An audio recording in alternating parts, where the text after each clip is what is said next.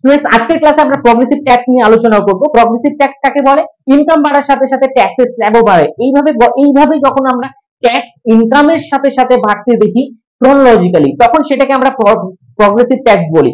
For example, salary 50,000 ছিল, বেড়ে 70 হলো, তারপর 90, তারপর 1 লাখ। এইভাবে ক্রোনোলজিক্যালি স্যালারিও বাড়ছে, তার সাথে সাথে পাল্লা দিয়ে ট্যাক্সও বাড়ছে। তো এই ধরনের ট্যাক্সকে বলা হবে প্রগ্রেসিভ ট্যাক্স। এটার এক্সাম্পলস হচ্ছে ইনকাম ট্যাক্স, আর তাছাড়াও এসটিসিজি, শর্ট টার্ম ক্যাপিটাল গেইনস।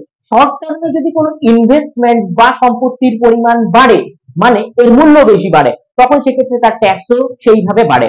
আচ্ছা, LTCG, long term capital gains, যখন দীর্ঘ সময়ে কোনো ইনভেস্টমেন্টের পরিমাণ বাড়ে বা তার মূল্য বা দাম বাড়ে, তখন সেক্ষেত্রে সেখানকার ট্যাক্সও এইভাবে বাড়ে, যেটা গভর্নমেন্ট আমাদের কাছ থেকে নেয়। তো এইভাবেই আমরা প্রগ্রেসিভ ট্যাক্সকে রিলেট করতে পারি। Thank you.